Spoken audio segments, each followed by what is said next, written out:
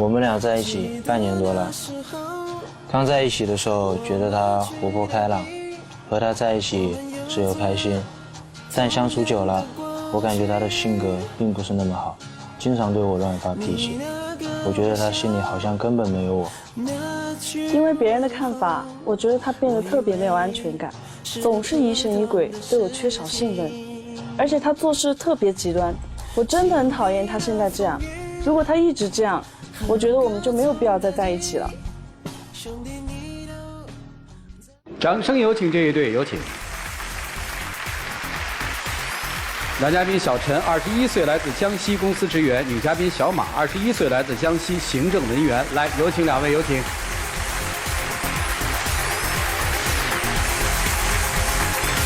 欢迎两位哈，谈恋爱才谈了半年是吧？啊，对，半年多。怎么认识的呀？就是我妈妈和她妈妈是在同一家超市上班的，然后我们寒假的时候去那儿上班兼职认识的，然后后面的话我就被她吸引了嘛，然后我就追她。谈了半年出问题了是吧？对。谁要来呢？我要来的。来干嘛呢？就是我俩在一起挺久了，然后他不就半年吗？算久了吧，然后我俩算久了这就好，就本来就处挺好的，然后这段时间他就突然就感觉变了，因为我朋友就觉得他有点比不上我嘛，然后他就有点不太自信吧，完了他就经常就怀疑我，现在就对我不太信任，有时候做事就挺极端的，我就很讨厌他现在这样。那咱们就先说这个不信任和极端，怎么不信任你？怎么极端？就有一天我在上班的时候，我和他讲了，今天我会特别忙，你不要给我打电话发消息。他说好。完了之后上班忙去了，根本就没看手机，他就用别人电话打给我，开口就问我，你怎么把我手机拉黑了？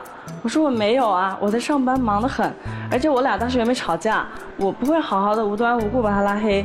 他说你自己看一下，我看了一下，好像可能不小心碰到了吧，我就跟他解释嘛，就说我没有，然后他就一直不相信，还就是从他上班的地方跑20多公里，跑到我上班的地方跑过来查岗，完了之后他就给我道歉，说对不起，你确实在上班，是我多想了。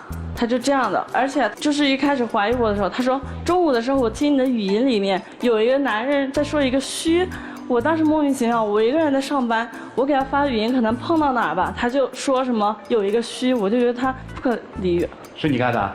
是。特在意是吧？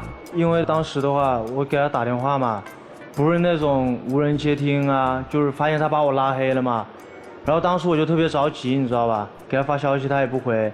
然后我没给他打电话之前，我就去想嘛，是不是我今天说错了什么？然后我就去看聊天记录嘛，就感觉那一段语音不太对劲嘛，就当时无缘无故把我电话拉黑。他说不小心拉黑的，但是电话拉黑其实也不是不小心就能碰到的，又不是说碰到一下就能拉黑的，是吧？那我就不小心拉黑了，我在上班，我在忙，我哪有时间玩手机？而且我俩又没吵架，我干嘛好好把你拉黑呢？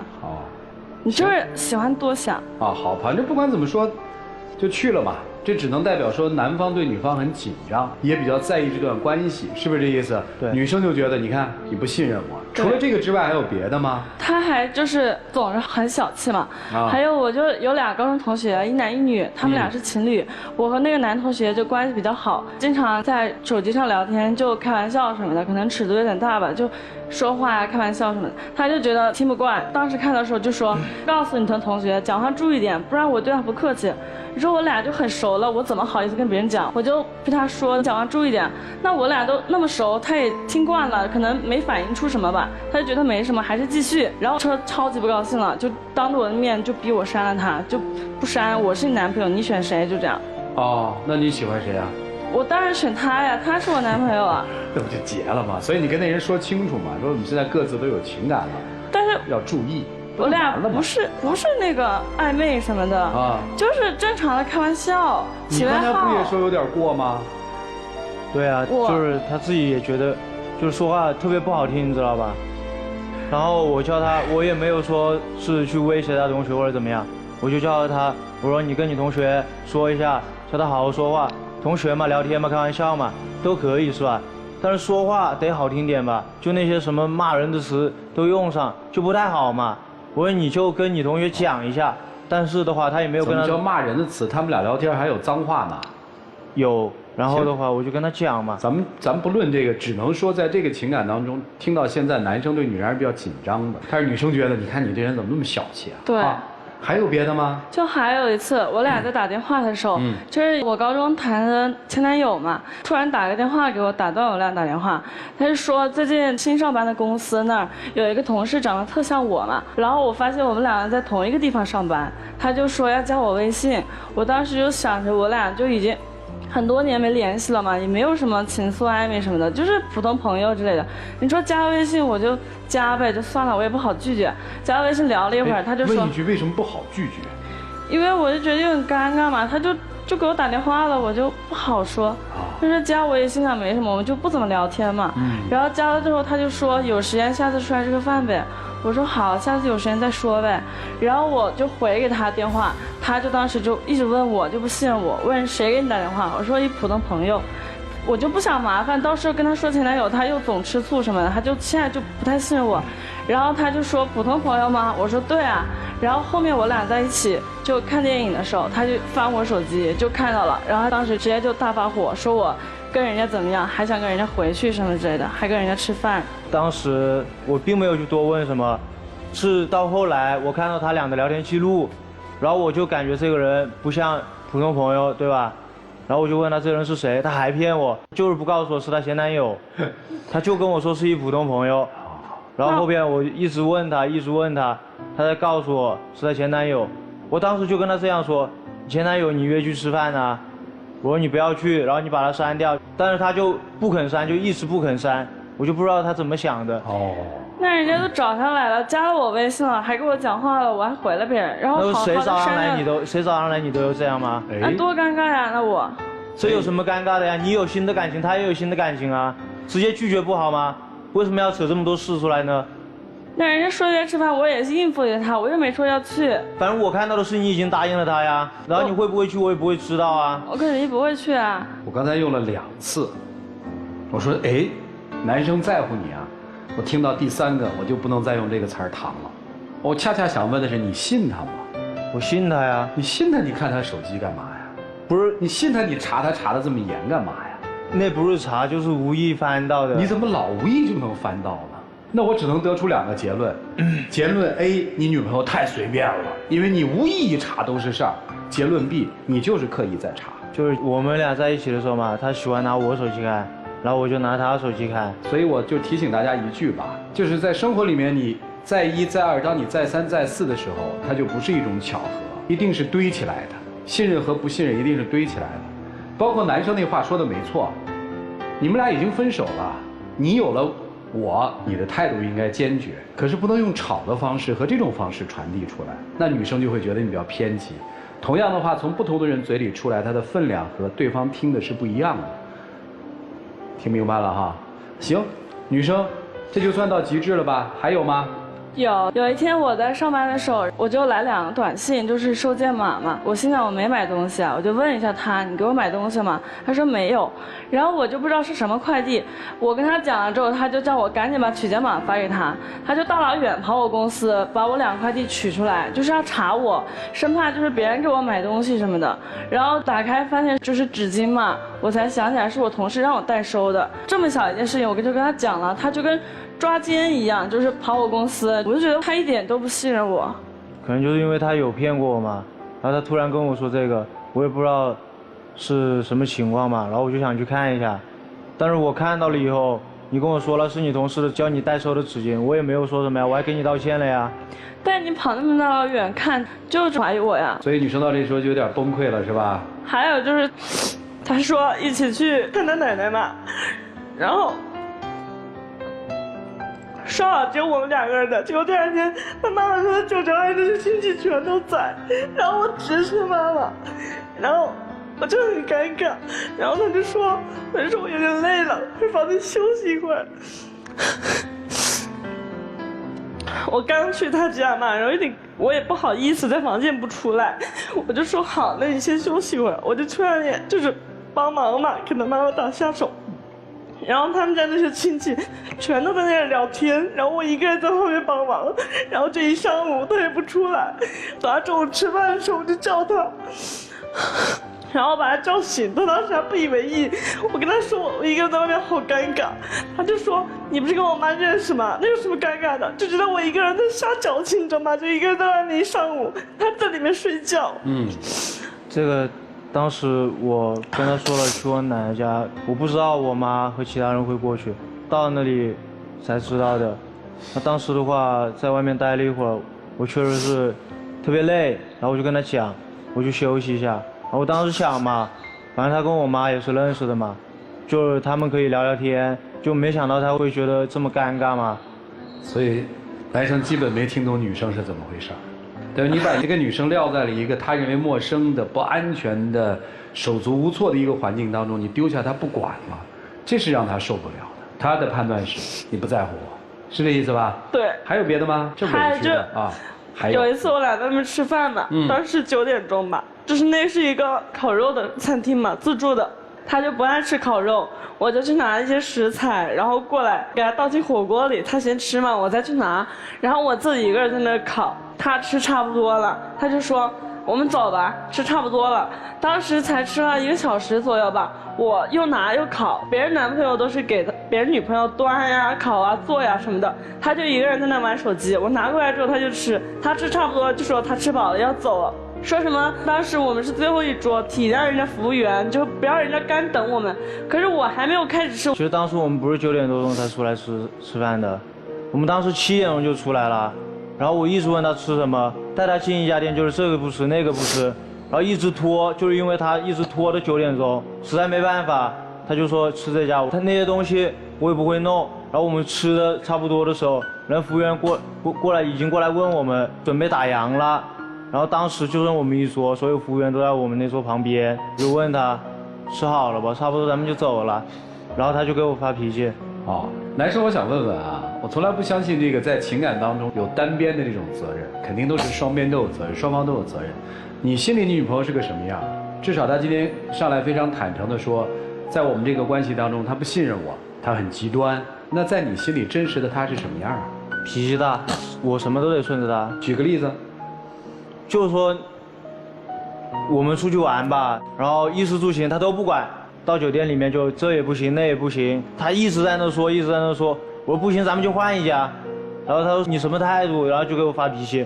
那本来就应该你做呀，那攻略不应该你看啊，那我们俩出去你不得照顾点我呀？别人男朋友都是别人做的好好的，别人女朋友有什么怨言吗？我其实好奇啊，我插一句啊，这不就应该是2个人商量的事儿吗？要不然对啊，他从来不看的呀。行，还有别的吗？叫脾气大啊！我们出去玩，他什么都不管，我管了，他还挑刺儿。还有别的吗？还有就是他特别不守时，你知道吧？女人守时吗？恋爱期间都不守时吧？哈。但是他就直接爽约，就比如说今天晚上8点钟，他跟我说咱们明天出去玩吧。我答应他，我说好啊。然后他到晚上12点多钟，他又跟我说我明天想睡个懒觉，就不想出去了。然后我当时就很生气嘛，因为我这边事情我都安排好了，他说不去就不去，等于说我明天就是一天就白安排的。听明白？不在乎你感受，对吧？我如果没记错的话，女生在一开口的时候就是说，我的很多朋友都认为我比他强，是吧？对啊，但我不这么觉得呀。你觉得他比你强吗？我没有啊。那你觉得他跟你相处的时候，他有优越感吗？有。什么样的优越感呢？就是我干什么我都得顺着他来。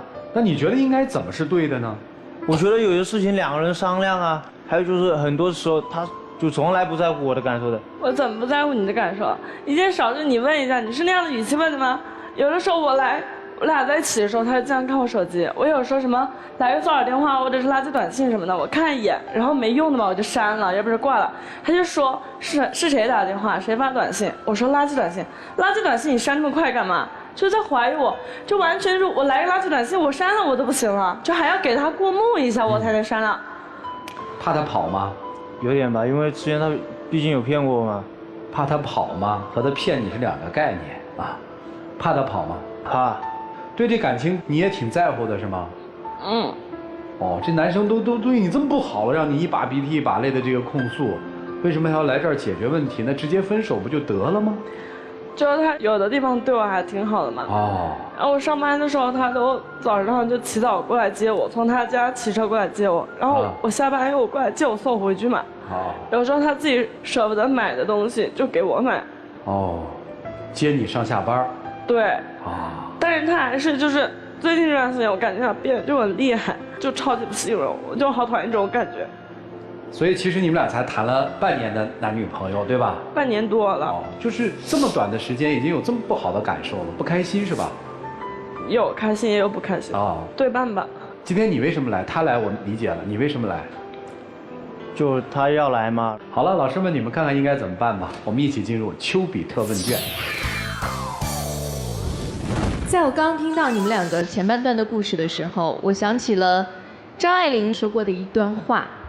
她说：“我恨不得把你包包起，像个香囊一样，用细密的针脚缝缝好，放在行李箱里藏藏好。”我认为男生对女生是在乎，是爱，是不愿意他和别的男人有更多的接触。但是当我听到后半段的时候，我听到他在你家，你把他抛下，然后他把你抛下，不去进行你们的约会，你们两个人共同的说出了一句话，叫做“他不在乎我”，让我想起了那个书的名字，叫做《我爱你，你却只爱你自己》。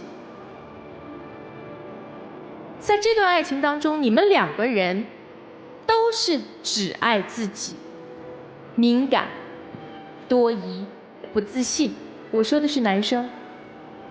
你去到他的公司确认他在不在，你跑到快递柜去看这个快递到底是怎么回事儿。我特别想知道你想要一个什么答案。就是想确认一下，是不是就是一些。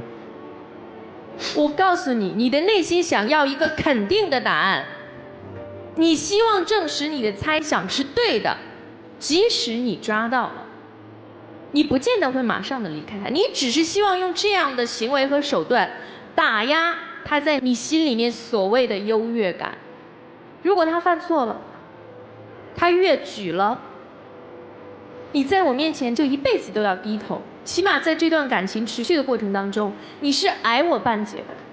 你要的是这个，所以我说你只爱你自己，爱你自己的感受，不然的话你不会把他抛下，不会让他还没吃饱的时候就说这顿饭结束了。女生呢，梨花带雨，满腹委屈，同样你也是只爱你自己，前男友就是前男友。为什么要说是朋友呢？我怕他多想了，到时候我们俩。他一定会多想啊！他为什么会多想？因为大家都会多想。公序良俗就会认为嘛，如果你大大方方的承认了，反而不会多想。而且他让你删掉，你为什么不删？有什么好尴尬的？你打内心里面更爱你自己，更在乎你自己的感受。对，你不删啊？你的前男同学。他为什么会敏感多疑？你没有责任吗？在恋爱当中和其他异性的界限到底在哪里？你心里面根本就不清楚。而且你刚才2次的提到了别人的男朋友怎么样，所以是什么意思呢？羡慕吗？我就只希望他能像别人一样，他不是别人，多照顾他，他是你的男朋友。如果你爱别人的男朋友，你就去跟别人的男朋友好，他就是他。所以你们两个都是爱自己，只在乎自己的感受。在这段感情当中，我看到的就是幼稚。但是幼稚没有关系，因为你们只有21岁，幼稚也就幼稚了。成长是岁月给予你们的财富，但是在这段感情当中，我并不看好。祝福每一位，谢谢。好，谢谢泽言老师。女生心累啊，心里苦，但是怎么说呢？其实男生比你累很多倍，苦很多倍，因为男生心里面有魔障。爱有很多种，有的人的爱是爱，有的人的爱是病。男生你的爱生病了。为什么会得病呢？有你性格的原因，也有女生身边那些朋友，我相信包括还有一些追求者或者倾慕者，会有这些人的存在，然后也会有你经常对他说的，你为什么不能像别人？这个别人也一定是有指向性的，形成了一种压制，导致了他的心理失衡。我们经常会听到有人说一句话叫“嘿，这个人条件太好了，你吃不住”。吃不住什么？它就是一个心理落差。在这种心理落差里面，它其实分几种，一种叫配不配得上，一种叫忍不忍得了，一种叫怕不怕失去。其实你们两个不管男生怎么嘴硬，其实男生心里面都有自卑感。你觉得可能一直有人在说我配不上你，所以我可能真的配不上你，所以我要把你管得紧一点。当一个男生自己内心觉得配不上的时候，才真的配不上。那么当一个男生觉得我配不上这个姑娘的时候，他有几种选择。有一种男生他选择让自己变得更好，第二种是把这个姑娘变得不好，就我改变不了自己，我改变你。还有一种呢就是管，我把你管得死死的，配得上配不上别人说我不管，反正你没有机会去跟别的人怎么样。你是这种，这是第一个配不配得上。第二个忍不忍得了。一个条件好的人或者说条件还不错的人，他一定会有很多追求者。所以当你去选择和一个条件不错的人在一起的时候，你必须要忍受他有很多的追求者，这是你的选择。爱情是情感交流，但也是一种契约。这种契约就是你选择了他，你就要接受他所带来的一切。这个时候我们不是说你所带来的一切我都不要，我只要你这个人，而是尝试着去接受，尝试着去和解，这才是一个成熟的人应该要做的事情。更多的关注到自己情感之外的自我，更多的关注到自己事业以外的自我，更多的关注到他内心真正需要什么，他的情感的缺失是什么，而不在于你们两个人有多大差距，而不在于别人说了你什么，而不在于别人是怎么看你们的。爱情不在于别人的评价，爱情在于自己的体会和感受。谢谢。好，谢谢陆琪老师。来，莎娜老师。在爱情当中谈优越感这个事儿本来就是一件很可笑的事儿。我不知道是你的哪个朋友跟你讲说，感觉上你比他怎么怎么样。如果真的是那样，你干嘛还和他在一起啊？你不应该找更好的吗？我感觉好像你要下嫁一样。放到男生这边来说也是，谈何优越感？你再怎么样，不是还是和我在一起吗？我们两个人在一起就是平等的，我们彼此包容，彼此理解，一同来做爱情这道题。我们没有谁比谁强，我们都是在爱情这堂课当中一起成长的。我更想说一点的是关于女生这个不懂拒绝的这一点。虽然大家听起来这个不懂拒绝好像是感觉这个人哎呦很善良，然后呢又是一个很大度的一个人，但其实不懂拒绝在女生这儿是一个危险的信号。因为不懂拒绝的潜台词是你可能会是一个没有原则没有底线的人。他之所以这么的不信任你，之所以这么的没有安全感，之所以这么的要在这儿找自己的存在感，要压你一头，就是因为你的不懂拒绝。现在的不懂拒绝在别人看来你会用一句哦好尴尬啊这样的词去搪塞过去，可是未来时间长之后，不懂拒绝在演变成没有原则之后，这个事情就会非常的可怕。所以不懂拒绝的女生一定要注意，你的底线在哪儿，你的原则在哪儿。甭管你是我的前男友，甭管你是谁，我不会有尴尬的一面。为什么？我不怕你尴尬，我怕我男朋友尴尬，我怕我自己尴尬，而不是要在意你前男友尴不尴尬。这错了，你不觉得吗？尴尬的对象错了，是不是？所以其实在这段感情当中很明显能看出来，你就是有恃无恐的那一方，你自己心里就是有优越感，你就是觉得我比你的条件好，我长得漂亮，所以你事事都要顺着我，我做什么样的事情你都要接受包容接纳，没有第二个选择。所以男生慢慢就演变成了我偏不这样，我一定要压过你一头。所以你们两个人的感情就成了比赛。你觉得你有优越感，我偏不让你有优越感。现在就有一点，两个人把这个感情推向了一个悬崖边上，马上就掉下去了。因为你们的感情的重心不在相互关爱，而在相互摧残。那这样又有何意义再继续在一起呢？对不对？如果你真的那么在意她，你真的觉得这个女生我没办法失去，那你应该做的更多的是怎么样的关心她，怎么样的把她留在身边，而不是把她推向更远的地方。希望你们各自都能想得清楚，看得明白。谢谢。好，谢谢沙大老师。他的目的是很明确的，就希望你一直能够像一个粉丝一样宠着他，顺他的意。但我就弄不明白你要干什么。就有些事情，就2个人来干嘛你？不就是希望他老实点吗？别那么高傲嘛。你还希望他卑微点嘛？头别抬那么高嘛？别以为自己长得漂亮就可以招蜂引蝶，是这个意思吧？那这跟你之前找他的时候的想法和意愿是矛盾的呀。你最初喜欢他，不就是喜欢他的光彩照人吗？你也不就是从他在最开始吸引你的那个光芒当中走出来的吗？跟他其他的追求者不是一样的吗？你本来就是普普通通的追求者当中的一员，你凭什么想要跟其他的追求者不一样呢？你有点掩耳盗铃吗？在生活当中，我们经常看见有一些在颜值和身高上相差很远的夫妻，当外人在评价说，哎，你配不上他，或者是他比你要好看很多的时候，彼此情感质量好的这样的夫妻会宛然一笑，因为他们自己心里很清楚，他们的情感早已经跨过了颜值与颜值之间的差距。但是你们没有，你们的所作所为都一直在强调你们之间的这个差距。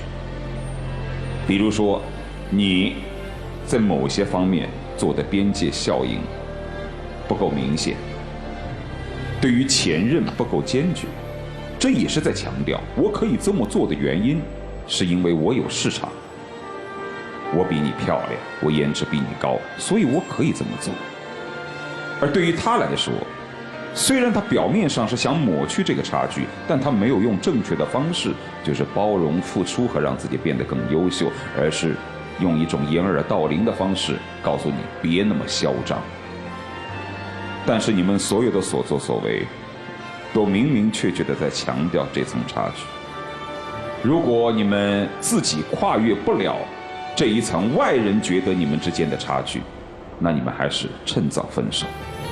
否则的话，我都可以想象，如果你们俩如果结了婚，走到中年，也就是当你容颜老去的那一天的时候，他会怎么对待你？他会怎么跟你翻旧账？就这样。好，谢谢涂老师。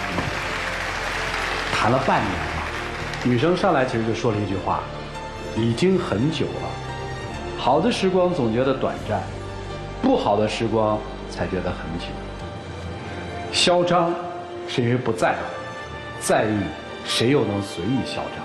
我通常就一个特别朴素的观点：谈恋爱是为了让两个人快乐、开心，寻找共同的生活目标，并持续的走下去。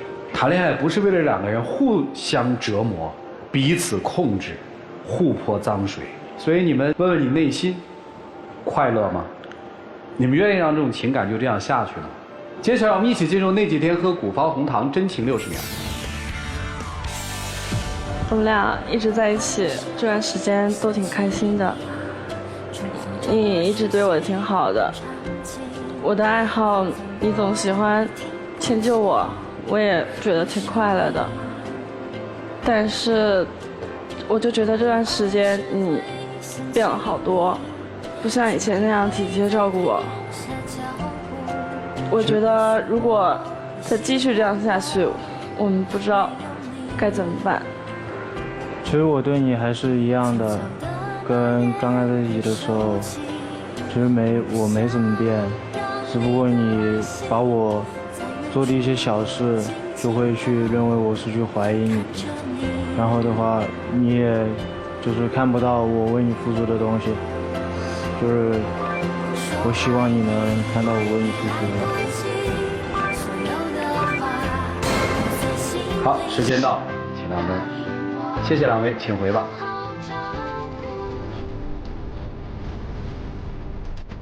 请关门。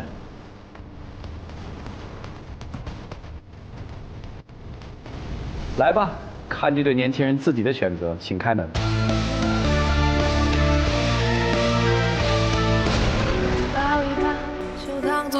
都放手了啊，听进去了。其实这4位的话合在一起就是，你们没爱上，你们爱错了，你们分开吧。结果他们真的就做了。